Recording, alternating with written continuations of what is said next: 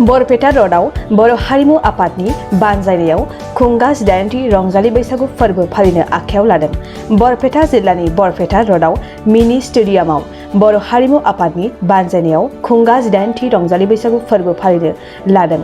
फैगौ 7 मे 2022 इं सनिबार बारायाव सानसेनि हाबाफारिजों मेहेरगोनाङै गाजा गोमजा खुंफुंनो आखायाव लादों।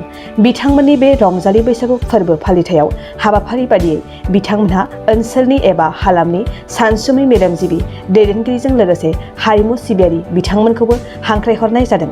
बर' हारिमु आफादनि बानजायनायाव खुंगा 8थि रंजालि बैसागु फोरबो फालिथायनि मोनाबिलिनि हाबाफारियाव माखासे मेथाइ रोजाबगिरि हांख्रायहरनाय जादों।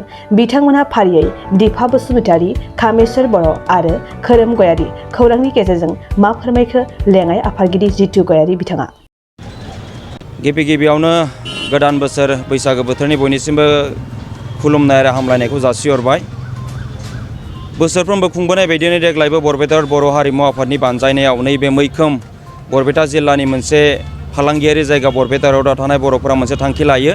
बोसोरफ्रोमबो बेखौ जों खालामबाय थायो जे रंजालि बैसागु जोंनि जिथु हारिमु, बे हारिमुखौ जोङो बयनिबो सिगाङाव खोन्थिनायजों लोगोसे जोंनि हारिमुखौ लांफाबाय थानो थाखाय जोङो बे हाबाफारिखौ खालामो। देग्लायबो जों खालामनो थाखाय थाग थियारि खालामदों जोंनि नैबे बरपेटा रोडनि मिनि स्टेडियाम। बे मिनि स्टेडियामाव जोङो फैगौ 7 मे सनिबार खालारखालि जों बे हाबाफारिखौ लादों। बे जोंनि 18थि जोंनि रंजालि बैसागु फोरबो फालिथाय। बेयाव जोङो उदां बैसागोजों लोगोसे जोंनि गोदान मेथाइ मोसानाय, बैसागु मेथाइ मोसानाय, लोगोसे उन्दैफोरनि थाखाय जोङो सावगारि आखिनायजों लोगोसे गेलेनाय बादायलायनायजों लोगोसे जोंहा बान्था राननाय हाबाफारि, बेजों लोगोसे जोंहा दंबावो हारिमु मोनाबिलि। बे हारिमु मोनाबिलियाव जोंहा मुंदांखा जाबोनाय बर'नि गेजेरावनो मुंदांखा मेथाइ खनगिरि बिथां दीपा बसुमतारीखौ जों हांख्रायदों। बेजों लोगोसे दंबावो जोंनि लोगोआव कामेश्वर बर' आरो कामेश्वर बर'जों लोगोसे खोरोम गयारी। बिथांमोनाबो जोंनि नैबे हाबाफारियाव बाहागो लाफैनानै जोंनि नैबे मेहेरगोनां खालामखौ जों मिजिंथिदों आरो गासैबो रायजो राजानि जिथु हेफाजाब आरो मददखौ जोङो जेब्लायबो हांख्रायदों। जोंनि थांखियानो जादों जों हारिमुखौ रैखा खालामनाय। जोंनि बर' हारिया जे जों जेरावबो जेननानै गैया बेखौ जों दिन्थिनाय, जोंनि गुबै थांखिया बेनो। जोङो बे हाबाफारिखौ सानसेनि हाबाफारि लानाय जादों। जोङो बरपेटा रोडआव सानसेनि हाबाफारि लानायनि गुबै जाहोनबो दं। बे जाहोनानो जाहैबाय बरपेटा रोडआव थानाय गासै रायजोफोरानो बांसिन न'खरनि सुबुंफोरानो जोङो जे खामानि मावनाय मानसि एबा सरकारि साख्रि बा गुबुन अफिसियेल खामानियाव नांथाबनानै थानाय मानसिफोर। ओंखायनो जों बे हाबाफारिखौ सानसेनिल' खालामनाय जायो। ओंखायनो बे बोसोरावबो जोङो सानसेनि खालामनो थाखाय थाम थिम खालामदों। फैगौ बोसोरफोराव जुदि सुबिदा जायोब्ला, बेबायदि बन्द'फोर मोनोब्ला, मोजां सुबिदा जायोब्ला जोङो 2 बा 3 खालामनायनि जोंहा थांखि दं। जों बेखौ मोनाखै।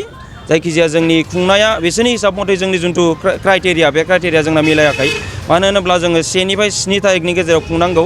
नाथाय जोंनिया बे रंजालि बैसागु फोरबोखौ जों एसे लेटलि खुङो, जाहाथे जोङो बयबो रुजु-रुमु बे मोनसे मोजां डेट नायनानै जोङो बे हाबाफारिखौ खुङो, जाहाथे बयबो रुजु-रुमुयै बयबो रंजा खुसियै गोसोआव रंजानो हायो। बेनि थाखाय जोङो एसे लेटलि खुंनायखाय जों बे हेफाजाबखौ जों मोननो हायासै।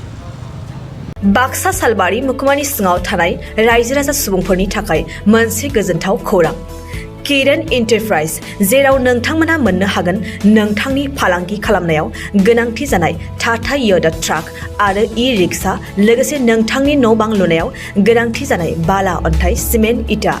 बाक्सा जिल्ला सालबारि मुखुमानि सालबारि भबानिपुर लामायाव थानाय बे किरण एन्टारप्राइजआव नोंथांनि थांना थानायनि जिउआव गोनांथि जानाय टाटा योदा ट्राक, ई-रिक्शा आरो बाला, अन्थाइ, सिमेन्ट, इटाफोरखौ गोरलैयैनो मोननो हागोन।